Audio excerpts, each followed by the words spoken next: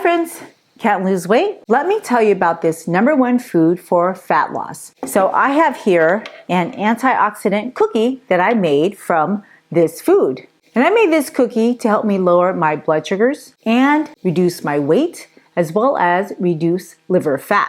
Now this cookie is kind of white because I keep it in the freezer. I don't bake every day, so I just take it out when I want to eat it. And no, there are no sugar substitutes or added sugars or artificial sweeteners. It's actually high in protein, high in fiber, and a low glycemic index food. It's also not burnt. I baked this cookie at really low heat, less than 300 degrees, because I didn't want it to burn. And someone commented that my baked goods always look like it's burnt. Well, dark color, antioxidant-rich foods are just super difficult to show on YouTube. So it's not burnt. I just packed it with colorful brown, purple, and black whole food antioxidants. And this is what happens when you put foods rich in antioxidants together. Now, did you know that an elevated blood sugar is actually a marker of excess, almost malignant ectopic fat that starts in your liver and ultimately spreads to your muscles, which leads to insulin resistance, prediabetes, and diabetes. Now, the good news is the ingredients in my cookies can be incorporated to any diet to reverse this process because I use these. And you will know it works when you lose weight. The bad news is simply losing weight doesn't necessarily mean you have reversed your insulin resistance in the long run. Have you heard the saying, the means don't always justify the ends? And in health, there are so many endpoints and rabbit holes before you get to the endpoint. So are you just in it to look good or to look at good blood sugar numbers or maybe to look at lower fat mass? Or are you really in it to reduce your risk of cancer and live a longer, healthier life? Believe it or not, simply having normal blood sugars and even removing the fat from your liver doesn't necessarily correlate with living longer. Now, sounds odd, doesn't it? That's because fatty liver and insulin resistance, they are just symptoms of a disease of carbohydrate metabolism that ultimately causes diseases of fat metabolism. But you can get to diseases of fat metabolism without having carbohydrate metabolism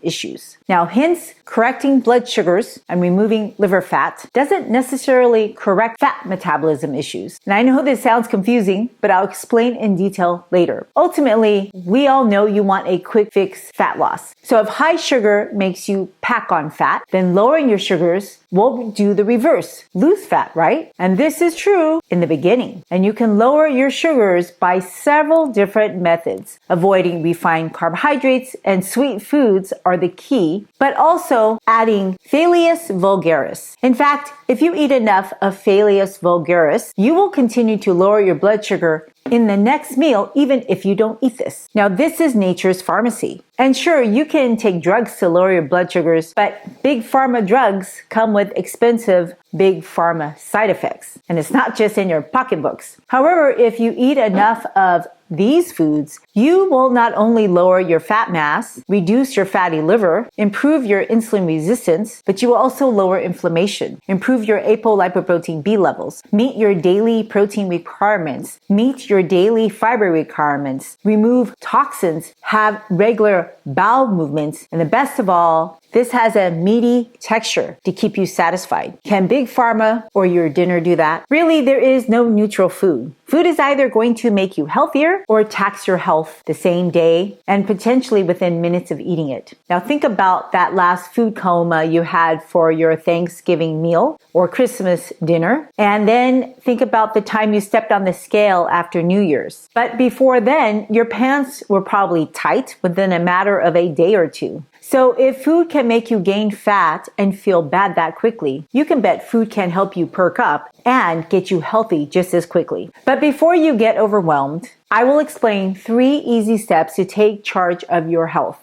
Now, have you noticed how your toddlers, they may get upset at you 1 minute and then the next minute they just want a giant hug? Toddlers are so forgiving. And you and I were once toddlers. Let's rekindle that spirit and start by forgiving yourself on this journey of health. which is step 1. Every day is a new day to work on your health. There is no such thing as being excessively concerned about your health. If it wasn't in front of mind and you don't make the best choices for a meal, well, the best thing is you can start over in the next meal. And I know it's hard to avoid junk food because we eat to get satisfied. And when your diet does not satisfy your taste buds, well, you're just going to quit. And just know that you really won't like everything that is good for you, especially if you get bored eating the same thing over and over. So this Phaseolus Vulgaris, or black turtle beans, can't be the only bean that you eat. And hence you need to formulate a plan of attack, a food list. Write down and say out loud what you're going to eat today. Because when you think about it, write about it, and say it out verbally, you are actively changing neuronal networks in your brain to change your food habits. You're changing your mindset. And this really isn't just true with picking foods. This is really true about anything successful you want to do in your life. This is how I made it through college and medical school. If I'm going to do something, I'm going to put it front of mind. I'm going to write it. I'm going to say it. And I may even repeat it several times. Some people call this studying. I just call this a way of life. And I know you're going to want immediate feedback that your dietary efforts will pay off. Well, first, you got to be patient. Quick weight loss schemes are just that. When you lose weight too quickly, you actually lose muscle mass. And your muscles are your number one protective organs to help you fight high blood sugars and fatty livers. Plus, don't you want to make it for longevity? Protect your muscles. If you do a dramatic ketogenic diet, you will lose a dramatic amount of muscle mass. And this can be measured in your calf muscles. But this isn't unique to the ketogenic diet. It's going to happen if you starve yourself, or if you use GLP-1 agonists, so it's effectively starving yourself, or if you do a fasting mimicking diet and you lose too much weight too quickly. Now, when you change your food, there is no way you're not going to change your body, because literally your body is made out of the foods that you eat. I mean, we're not growing from thin air. But before you see that dramatic weight loss, you're going to see subtle outside signs, because it's hard to see things and notice changes when you look at yourself every day. Subtle changes actually start with your skin. If you're doing your diet right, then you shouldn't have any more chapped lips. Your tongue should not be raw. You shouldn't have ulcers in your mouth. Your skin shouldn't be dry. You shouldn't have hangnails, and your nails will be harder and shinier. More objectively, your blood sugars and blood pressures can improve within a couple of days. In fact, I've seen people bottom their numbers in just a couple of days to dangerous levels because they never stop taking their medications, which artificially lower their blood sugars and blood pressure. Hence, be sure to check with your own medical doctors if you're going to change anything in your diet. Now, number 2 is allow yourself to be creative and veer off recipes. You think somebody gave me this recipe? I basically made it up. I made it up because I needed a different way to help control my blood sugars, control my weight, control my liver fat, and satisfy my taste buds. And no, it doesn't have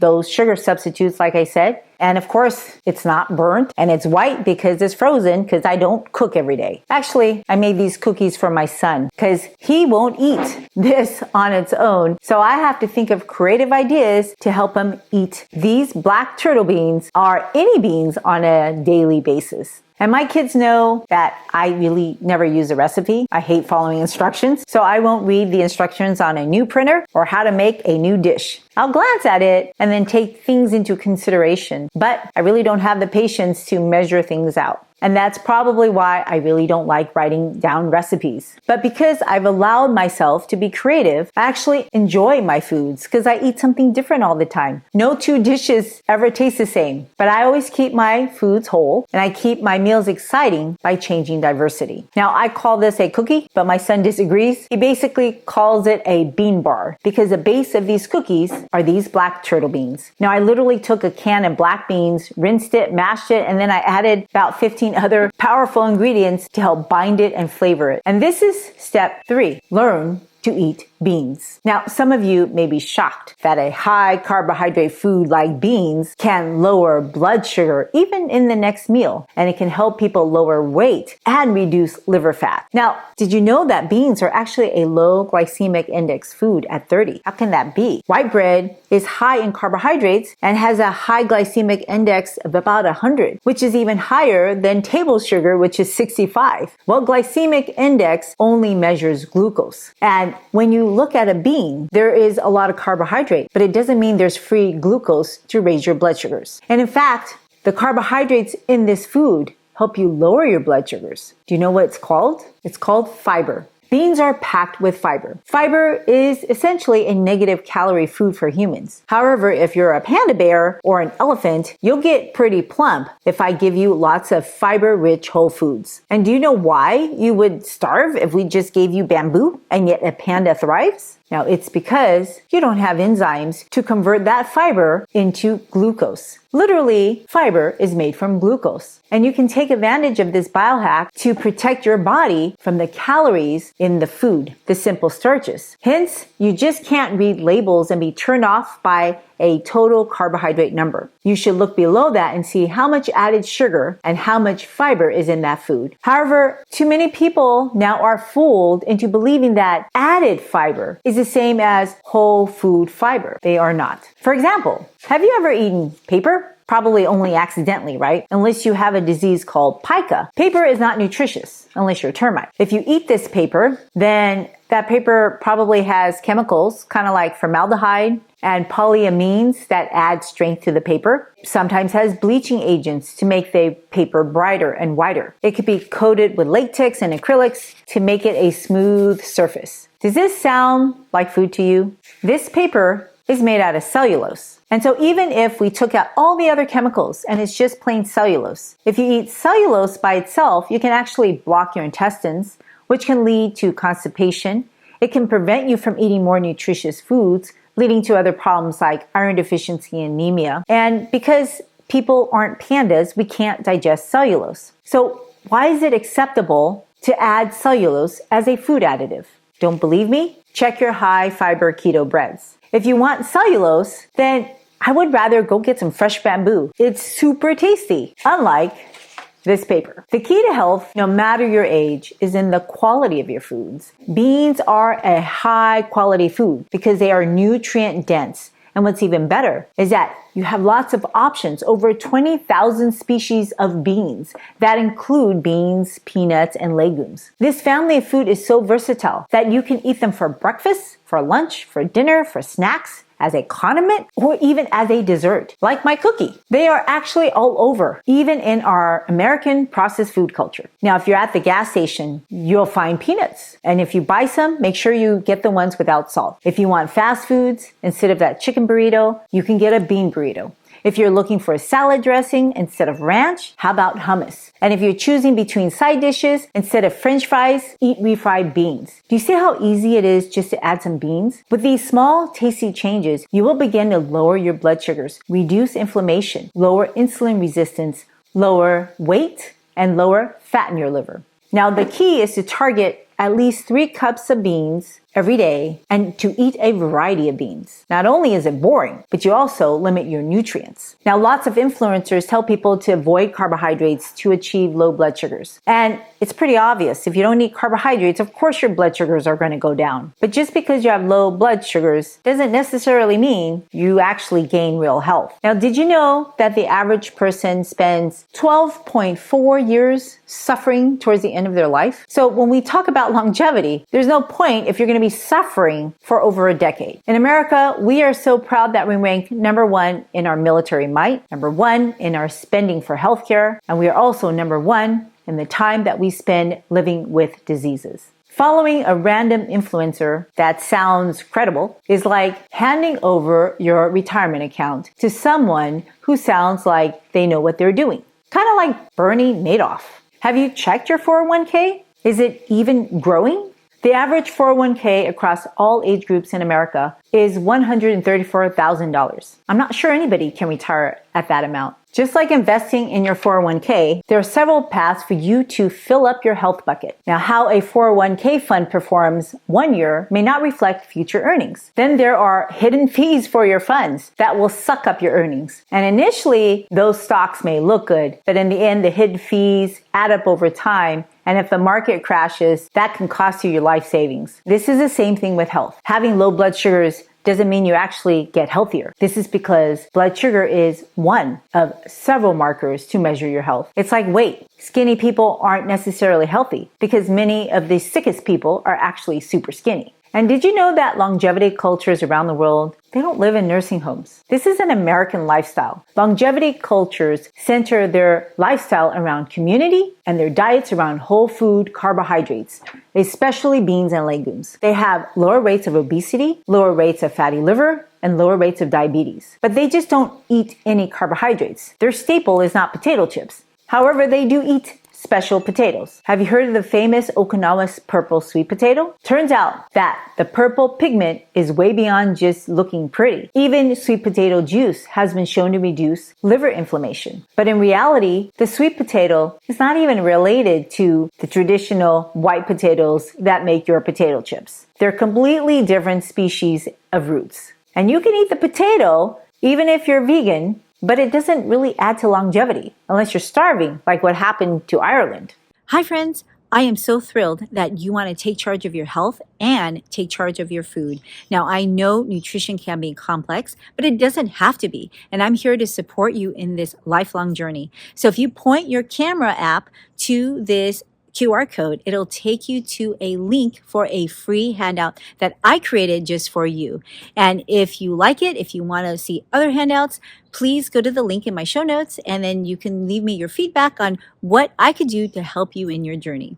Okay, back to the video now. At one time in history, actually for a long time, the world, including America, was starving. But now we are in another era. We have the opposite problem. We have an excess in calorie, but we're still starving for micronutrients. We are overfed and undernourished. If you don't want to end up in a nursing home or spend the last 12.5 years sick, tethered to the American healthcare system, then it's important to understand the power of eating whole food plants, especially beans. Now, I know some of you think it's all about your genes, how long you're going to live, right? Because your grandparents, they lived till 90 and 100. Well, you're probably not going to make it there unless you're super careful with your lifestyle. Because your grandparents, they probably all went through a period of starvation. And every species on Earth, from the little tiny fungi to earthworms to mice and your dog to people, all live longer when they restrict their calories. So if your dog or cat is obese and overweight, you may want to stop feeding them so much. They'll actually live a couple of years longer. Your grandparents, they also didn't have the poisons that surround you and I in our food,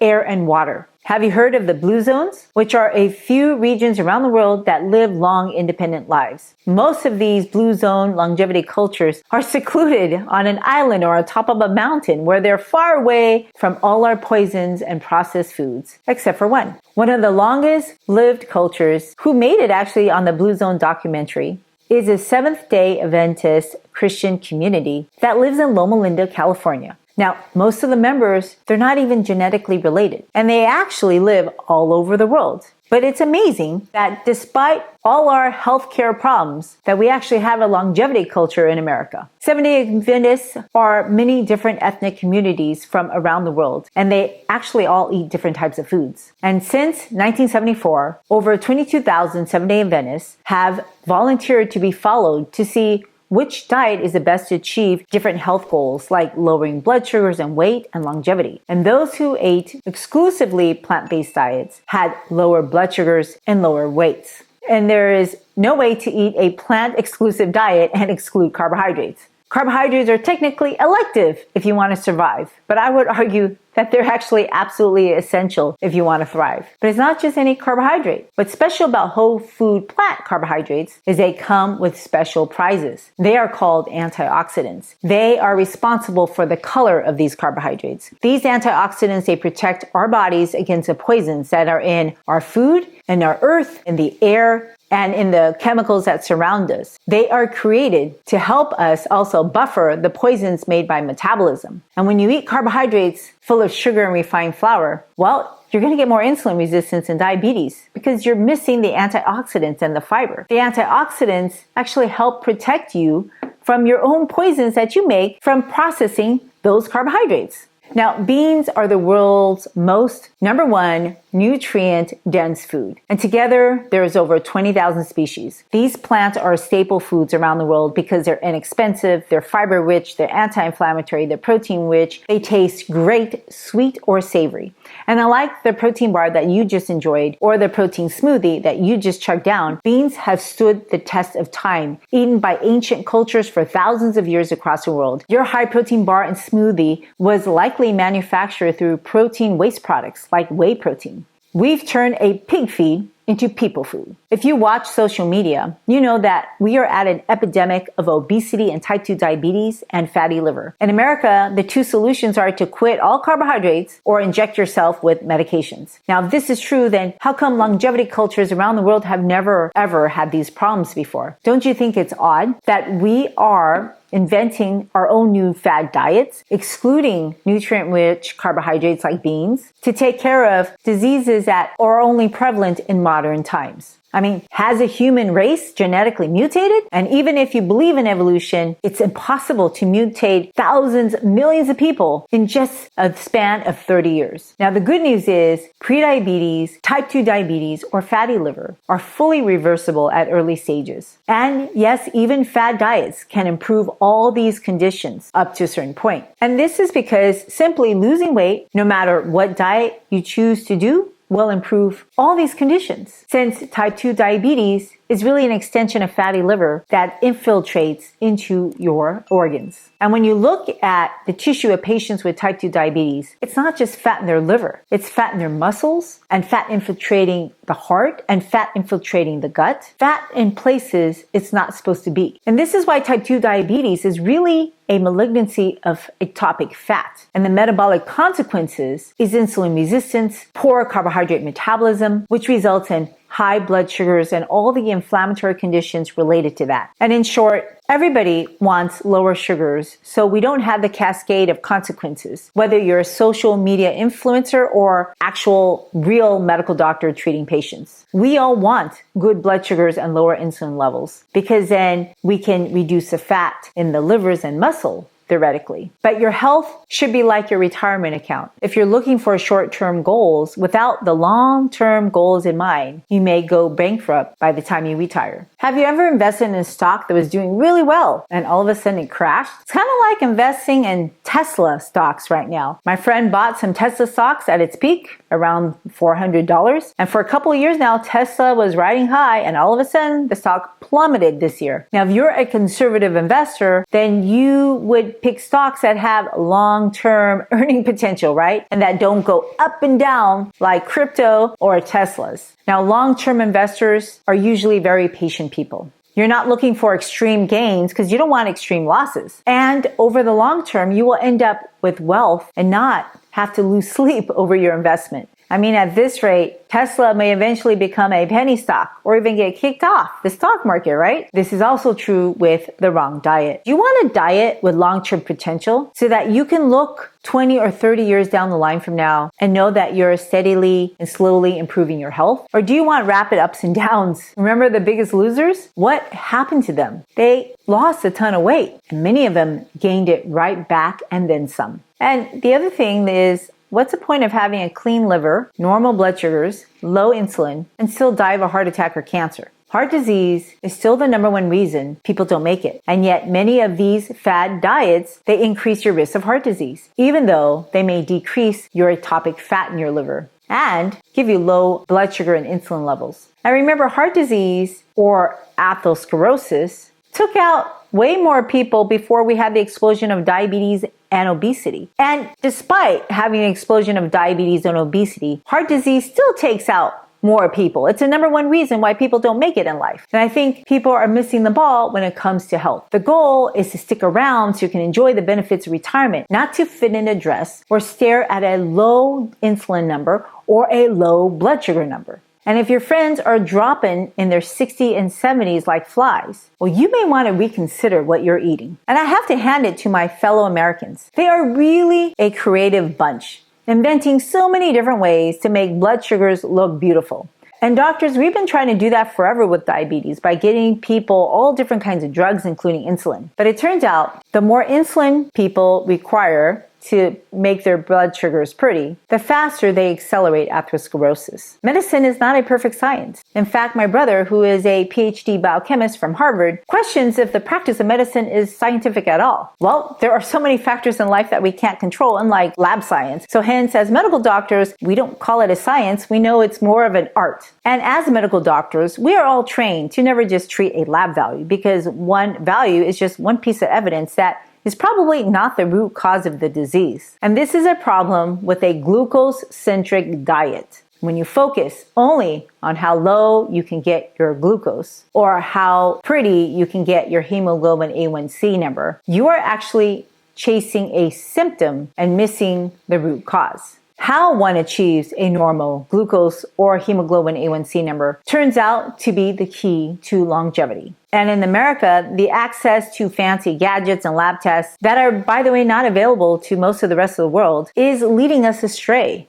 People don't even check their blood sugars around the world. Actually, they don't even check their blood sugars here. But people from the rest of the world, they not only live longer than Americans, but they are living healthier while alive. And we now see science that has proven that the way to live a healthier, longer life is by eating beans. And here's another reason why sugar is not the root cause of insulin resistance. They actually did tests nearly 100 years ago in people with food to separate people into 4 dietary camps. One camp actually didn't get any food. They fasted. A second group had a high-fat diet. A third group ate a high-protein diet. And the last group had a high carbohydrate diet. And guess which group had the highest blood sugar spikes? Well, it depends on the time that you checked your sugar after they ate. So if you waited an hour, well, that would have been the high-fat diet group. And if you waited 2 hours, that would have been the fasting group. And hence, if you want to have good blood sugar levels when you get a carbohydrate challenge, then make sure you didn't fast before those labs. And this, of course, is opposite of what you're hearing online. Literally, fat makes people more insulin resistant because people are eating a lot of saturated fat. And saturated fat has been shown to be a mitochondrial toxin. Your mitochondria is responsible to process your sugars that you eat. So if you have inefficient mitochondria or less mitochondria, naturally you will have higher blood sugar levels. Saturated fat also downregulates insulin receptors. Less receptors mean you're less responsive to insulin. Now, I'm sure you know someone who eats the opposite of what I'm saying, a high-fat diet, and they're dropping weight, they look good, or they eat a low-carb or no-fat diet, and all of that had reversed their diabetes, lowered their blood sugars, removed their fatty liver. I don't doubt it. If you simply stop eating sugar, then you naturally won't have high blood sugar levels. That is just common sense. But everybody intuitively knows that there's just something a little odd about that diet. It's an unnatural diet. People feel headaches, they get tired, they get what we call the keto flu, and a lot of people think it's because the body's trying to adapt to another source of energy and struggling. And the symptoms can last a few days or a week or several weeks. Well, one reason people feel tired is because they're getting dehydrated. And that's how they're losing so much weight. And when you get dehydrated, well, you're just not going to feel good. Then you're going to lose vital electrolytes like potassium, magnesium. Does this sound like a healthy diet to you? And some of the richest source of potassium is in beans. People already are not eating enough potassium-rich foods like beans and leafy greens when they're not on the keto diet. So if you're low, you're just going to get empty faster on a keto diet. But these symptoms are kind of like a food coma. Have you ever felt that before after Thanksgiving or Christmas? And why do you think you have a food coma? It's because you're eating food that your body is having a terrible time tolerating. Kind of like the keto diet. So do you ever actually get over it, or do you just get used to it? Food comas happen because high-fat foods, they decrease blood flow. In addition, it causes endotoxemia, which is a boatload of inflammation from endotoxin when you eat saturated fat. And to me, there are several reasons for why I'm not interested in trying the keto diet myself. Have you ever tried to stay on a low-carb or no-carb diet? It's number one, not so tasty. So simply, people just eat less food. And anybody who eats less food will lose weight. And anybody who loses weight, no matter what kind of diet, will improve their diabetes and fatty liver. A weight loss of 30 pounds, if you're obese, can help reverse diabetes. And the other thing is just by taking added fructose out or sucrose, basically taking the sugar out of your diet, then you reduce significantly the amount of fat you pack in your liver. Keto diets are just simply very hard to stick in the long run. And ultimately, people end up eating a high fat with a poor quality carbohydrate diet, again, which is the original problem that got them to diabetes, fatty liver, and weight gain. And this is actually the biggest problem of any diet, sticking to it. There is literally no cure for pre-diabetes, type 2 diabetes, and fatty liver. These conditions will come back if you continue the lifestyle. But you can make it go away and stay away. But it's important to do step 1, step 2, step 3 every single day. And by doing so, you will have built a lifestyle to prevent these conditions from ever coming back. And the other problem with a low carbohydrate or no carbohydrate diet is that people will notice high lipids, especially low density lipoprotein cholesterol. And unlike what your favorite influencer says, whether they have an MD, DO, DC, or BS in their title, persistent elevated LDL or apolipoprotein B levels are associated with arterial inflammation, which leads to poor blood flow. And at the end of the day, all chronic diseases center from bad blood flow. Hence the importance of eating antioxidants. When you choke off blood flow, you choke off life. And hence a whole food, plant-based keto diet is so much more superior than the ones without plants. And that's why if you're eating a low-carb diet, or really any diet, remember to add beans and leafy greens because they have an abundance of fiber, electrolytes, phytonutrients that can help reduce inflammation through several mechanisms. And most importantly, they power your immune system, your gut microbiome, to feed good gut microbes and inhibit pathogenic microbes. In turn, your gut microbes help to mitigate inflammation and help you lower and control your weight, your cholesterol, and your blood sugars. But don't confuse eating whole food plants with fiber versus taking fiber supplements, especially if you're using it as a laxative. I don't know anyone who eats a plant-centered diet and still needs a fiber laxative. Whole plants is not the same as plant-based or vegetarian foods. Have you seen the laundry list of ingredients in that processed vegetarian food? Do you really need a label for an apple or for a can of beans? Now, the problem ultimately is that 9 out of 10 people don't eat enough fiber. And the average American, they eat less than 15 grams of fiber, which on a grading scale, if you think about a grading scale like a GPA, grade A or F, is like roughly a D or an F. Literally 60% of 30 is 18. And in the old days, if you got 60% on the test score, you got a D. That's a failing score. But we all pretend that it's passing, and we wonder why we're getting cancers at an astronomical rate in our young folks. When there's an increase in gastrointestinal cancers, you can bet there's something wrong with the food.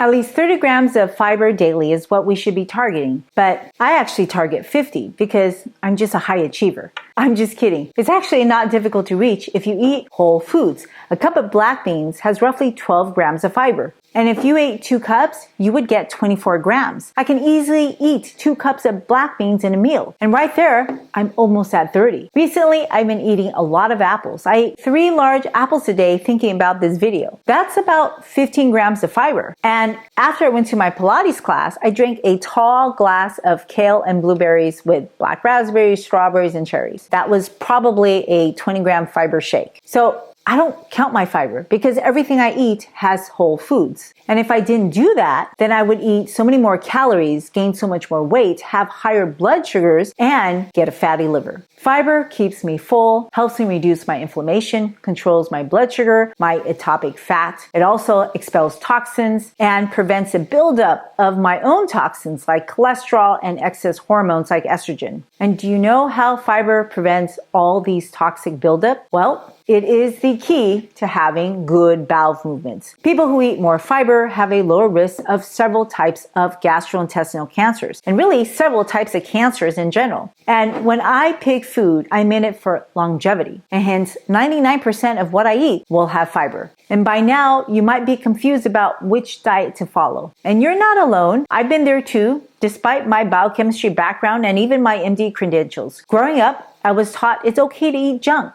just exercise. Well, Jim Fixx learned the hard way that's not true. Remember Jack LaLanne? That man encouraged plants and even juicing. And I even bought his juicer. He died at 96, And at the age of 70, he swam across the Long Beach harbor shackled to 70 boats filled with people, and he tugged all of them across the harbor at one time. Well, Jack seemed to have quite a lot of lucky breaks, and apparently his luckiest break was befriending a PhD nutritionist. Now, between food commercials and diet gurus, there's so many dizzy options because we don't have friends who have a PhD in nutrition, but we know a lot of people who are BSing their way through life. Just look at your social media feed. But unlike taking a college course where you may have only 1 or 2 chances to earn a good GPA, well, we have our entire lives to earn that GPA for health. And when we fall off the wagon, well, it's okay. It really won't make much of a difference if it's just once in a while. It's what we do the rest of the time, most of the time. And your reward is not going to be a GPA. It's going to be transforming your health, your energy, your mood, your immunity. And you know you're on the right track when you're taking a dump. And when you take a dump, you're dumping out toxins. You're helping your body detox. Now, this is not the same as having diarrhea. This is a Bristol stool chart. 3 and 4 is ideal. But I know for some people, beans cause a lot of gas. Yeah, that's because you're feeding your microbiome and it's fermenting the probiotics that are in these beans because you're eating whole food. Have you seen how much it costs to buy fermented food? I would rather just make it myself. But of course, if you've never eaten beans, you just can't go and eat a bowl of beans or you're not going to feel well. And this is just like training for a marathon. You don't just get up and run a marathon. You have to work up to it. So start by just adding a few beans, literally like 1 or 2 or 3 beans in a day. And you eat that until you tolerate it, and then you double it, and you just keep doubling it until you work up to a cup.